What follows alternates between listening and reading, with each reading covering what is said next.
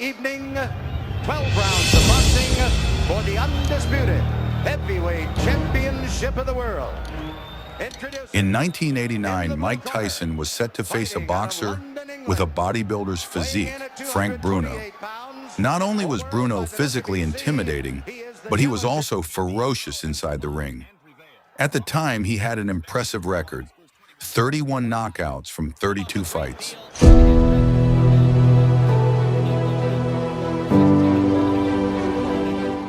Bruno was a national hero in the UK. He was their pride in the heavyweight division. Many believed that Bruno was the only man who could dethrone the young and unstoppable world champion, Mike Tyson.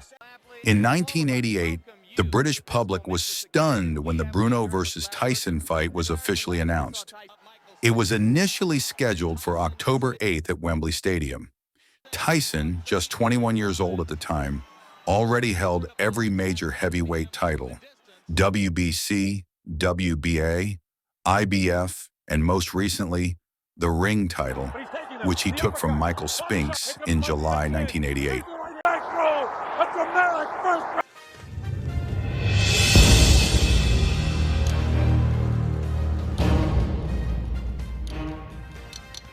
But Tyson's path to the fight wasn't smooth. In August, he was involved in a street fight with Mitch Green, which resulted in a broken hand.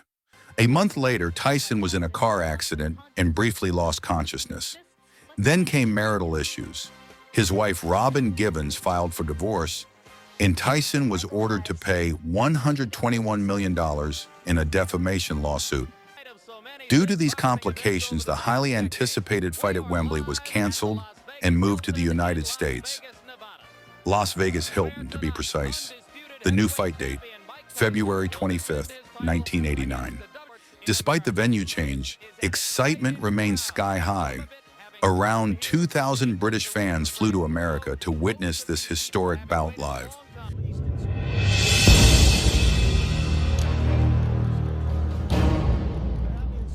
Tyson entered the arena with a major change. This time, without his longtime trainer, Kevin Rooney, who had been fired. Still, Tyson looked ready to destroy. He brought with him a perfect record: 35 wins, no losses, all by knockout. This will not be the first time that Mike Tyson and Frank Bruno have older. From the opening bell, Tyson went on the attack. In mere seconds, Bruno was knocked down in the corner, but he got up and tried to fight back. He even managed to shake Tyson for a moment in the first round. I kind of figured this would be somewhat of a street fight. It's not really boxing right here. Mike Tyson is traditionally doing what he does in the past. He's done in the past, rather. Go inside. Bruno's trying to make him respect him.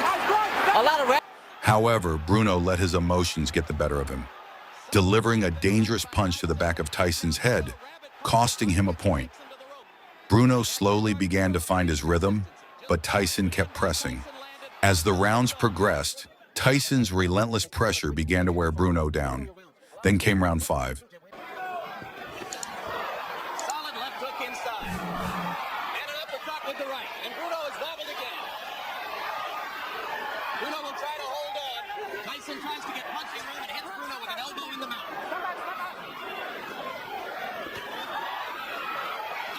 Uppercut, right hand. Bruno's in serious trouble. A left hook. And Richard Steele watching carefully. Only that's keeping Bruno up at this moment. There's blood trickling from his nose and his mouth. Tyson really doing damage with the uppercuts.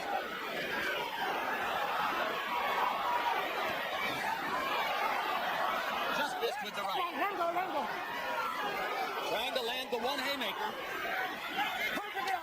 It was in that round that Tyson unleashed a savage barrage of punches.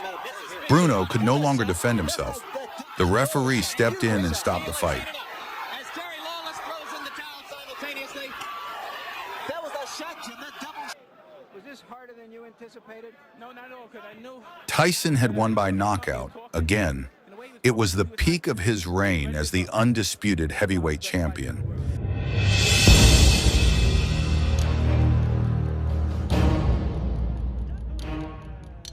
But just a year later, in 1990, Tyson would suffer a shocking defeat to Buster Douglas in Tokyo, Japan. Buster down, as you know, in the last round. Past the midway point in round 9, and I expected Mike. Look at that! I don't know, we've got him again! Buster fights back strong, and now he can't get Taylor. Look at this! Who would ever have expected this? I haven't seen Mike in this kind of trouble before. Mike is still there. Mike misses with that vicious right hand, but Mike takes it on the glove, and he backs off Mike again with the left. Fire with the right hand is buff. He's got it back together in the late portion here. Raising left hand, chopping right, misses. Out of his life to this point. Oh, Mike tries to land a big right hand to open the 10th round. Buster not intimidated. He wants to keep it going. Mike actually hit Mike Tyson. Did right there, right on top of it, just as I say it, fire with the right hand than he did in 7 and 8 in his history. When he's got fatigue, has been debunked, but he's not sustained through the 10th round. Oh, right hand landed as the referee was breaking them. Mike misses the jab as Buster was good in the early going. But the big surprise to me is the way Buster came back together as Buster landing these. Oh, nice uppercut by Buster Douglas. Look at this. He's knocked Mike Tyson down for the first time in his career. Mike Tyson hits up to 7 and 8. He's not going to make it. Unbelievable. Unbelievable. Meanwhile, Bruno's story took a different path. In 1995, he finally claimed the WBC title by defeating Oliver McCall and became world champion. But Tyson wasn't done yet. After serving prison time, he challenged Bruno to a rematch. At that point, Tyson was 29 and Bruno was 34.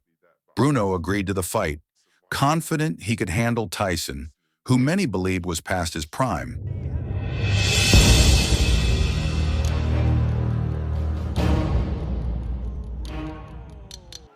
But the rematch proved otherwise.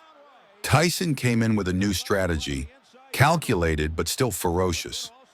Bruno tried to hold on through the early rounds, but in round 3, Tyson unleashed his signature fury once again. Uppercut by Tyson. Tyson laid it on, pouring it on. Down goes Bruno into the ropes. And it is all over. It is all over here in round 3. Mike Tyson is... His brutal combinations left no doubt. Tyson won by knockout in the 3rd round. And that loss marked the end of Frank Bruno's career. He retired from boxing shortly afterward. That was the story of how Mike Tyson crushed a heavyweight with a bodybuilder's frame, Frank Bruno. Thanks for watching till the end. Don't forget to subscribe for more legendary boxing stories.